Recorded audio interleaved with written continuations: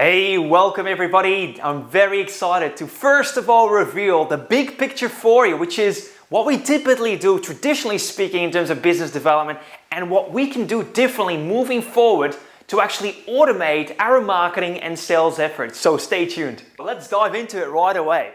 Here on the left-hand side of the board, you see business development done the traditional way. It's typically following the formula that we've actually also already discovered in Business Development Academy. To help you remember, the first aspect is prospecting. Now, in prospecting, it means that we're actually trying to spend more time with better people. So whether we go to specific networking places or events, or we pick up the phone and we actually do an outbound call, or we do direct mail, or any of these sort of prospecting efforts, it is that we actually first identify a place where we could find the prospect, either a group of them or a singular one, and then we initiate some sort of action to spend more time with more prospects. And again, all marketing really, whether we do it face to face, or we send people an invitation or a letter, or a request on LinkedIn, all of these sort of things are all part of prospecting. So we're actually looking to spend more time with better people. The second thing then is that we also want to have a first favorable impression. And that first favorable impression is typically in the sense of, well, when people really make an impression of us, it happens in seconds, right? We say 7 seconds to make a favorable or an unfavorable first impression. And once we have created that impression, it's typically we're slotted in a box and it's either good or bad. And that's really how quickly it goes. So when we go up to a networking function, say, hello, how are you? And we didn't read that this person is a very task, methodical, and kind of neutral type of person that doesn't want to fluff around and likes really business talk rather than personal. If we go too warm, we straight away kind of dismiss the opportunity because we failed to make a connection there and then within the first few seconds. Equally, if I'm too business-like and I go straight up for the kill, as we say, and this person is super warm and friendly, we might again not resonate with one another because of the way that we disconnected right from the get-go. One person is really warm and I actually was too business-like and went too abruptly for the kill. And that doesn't work either. So the first impressions, they both work online and offline. They work face-to-face, they work over the phone. And typically, we only have a few seconds to make a first favorable impression. The next thing then is that we actually have a conversation. So we initiate a conversation face-to-face or over the phone or through a Zoom call. And we actually are looking to ask specific probing questions that help us to uncover a pressing problem that the prospect may want to solve and that we could help them with in terms of our products and or services. Going step by step through a very good method to uncover the pain points, create some urgency along the way, and a desire for the prospect to take action on it. Because without that, obviously, all time spent afterwards will be vain. So that's the qualifying part. Demonstration then is the part where we actually are taking notes of what we've learned through the qualifying stage, and where we then start putting together a matching proposal or a quote that would help the prospect to solve the problem through our products and or services. And so that is the demonstrating part. So not only do we prepare it in writing, we then also demonstrate it and present it to them face to face or over a Zoom call. Next is then influencing.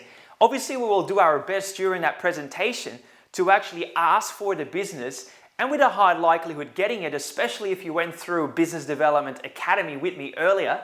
But then let's just say that the prospect at that stage decided not to make a decision there and then and asked for some time to digest it all, which is fine. Then we went over to the influencing stage, in which we would still call them, email them, have some sort of contact with them, invite them for a lunch or to a function, and just to somehow keep them close to us and still influence their decision making. Also to learn like how they are going so that we could preempt our next step from there. And so far you already see we're very, very much heavily involved. We're spending a lot of time, we're doing a lot of activities, And all of that to somehow steer the prospect in the direction of this decision in favor of our products and services. Step number 6, in which we actually guide the prospect to a close. Now that close could have already happened during the demonstration or, straight after the influencing stage. So the closes are really 16 closes that I taught you guys on how to overcome all sorts of reasons and excuses to defer or delay a decision about your product or service. Now obviously, done well, that would mean that we then would actually make our first transaction with a new client, or where we would actually make another sale with an existing client. But obviously, once that happens, then it's about delivery. And then we actually go to stage 7, where we're looking for more referrals and repeat business with the same client. And so this is really business development done the traditional way. It means it's a lot of hard work. It means it's a lot of active time. And until stage 6 and 7, pretty much all these hours of time invested are all active and unbillable. As soon as we're going to move into the new realm of business development, where we go digital, everything opens up in a very different way. And a lot of these things that we otherwise would do ourselves, manually, with our minds, investing our own time one-on-one, we can actually kind of scale it up and automate it. Automate the entire process, freeing up valuable time of yours, and also be able to reach more people at the same time that you would do otherwise. And that is really the gift that digital business development is giving all of us. So let's go ahead and have a look right now what the difference is with digital business development. So here we are. Digital business development is very different. We first find someone and we find those people online. We don't go to a networking function. We don't have to go through the yellow page and pick up the phone. We don't have to call somebody from a referral we've gotten. It's really a digital process, mainly in terms of marketing and selling. So we find the people. We can target them highly precisely with all sorts of tools, but it's about finding the right people that we then give a lot of value to early in the piece. We now today live in a society which is called the freemium society, where people start for free, test drive something before they actually go on to a premium. And so the freemium model is really where we give a lot up front before we even then go on to the next stage. There's then a stage in 3 where we capture their information. We might say, hey, if you would like this, just enter your details here and I'll give this to you right away. So this is the capturing stage. We call those things online landing pages or opt-in pages. And I'll show you also exactly how to set them up and allow yourself to follow the sequence so that once you have the information captured, that you then continue the sequence in a quasi-automated manner. Number 4 then is the educational piece. We again live in a society where right now it's not about advertising. It's about educating, adding value, nurturing a relationship, making a difference. And as long as we do this really well and we start setting ourselves apart from all the others that are still screaming out loud from buy this. No, if we keep giving early in the piece during the educational piece, and this is something that we will keep doing all throughout, we are actually adding enough value. We are raising trust. We are developing our relationship and deepening it. We are making a difference. We are solving problems here and there along the way. But most importantly, we're opening people's mindset as well. And for that, people tend to be very grateful. So when the time comes when they are ready to buy something that you could provide them, you will be straight away in the pole position, right ahead of all the other people as well. So the educational piece is hugely important because it builds your brand and it deepens the relationship. And as you do, you educate them and you show differences. You show things that people didn't see before. The mindset opens up, their hearts open up, and their pockets will open up next. It's a very straightforward process. You give value, you build good karma, and it comes back to you. It's the law of reciprocity that is being triggered. It's the universal laws of abundance that we actually are tapping into. And all of that is by giving a lot up free. You might have so much valuable insights, information, knowledge, experiences, what works, what doesn't work, what best practices are over, the mediocrity, all of this sort of stuff. The time is for you to really start educating your market more so than any time you've done before, and get paid for it. Next one is the qualifying. Right now, you have great opportunities to pre-qualify your next clients and customers online, which means you don't necessarily have to do the heavy lifting yourself anymore. You don't necessarily have to have your staff or your team, or even worse, yourself, have the time and spend with them down over a coffee or somewhere close up in a boardroom or a meeting room to kind of go through everything together. The idea is to really leverage technology to free up more time. Leverage technology to free up more time. So qualifying can be done, contrary to on this side here, can be done online. Then at some stage, when certain parameters are ticked off and you have successfully created a sequence of experience that allowed the prospect to open up to your offering, that's when you actually introduce a valuable offer and make it so irresistible that, as the word says, people will buy.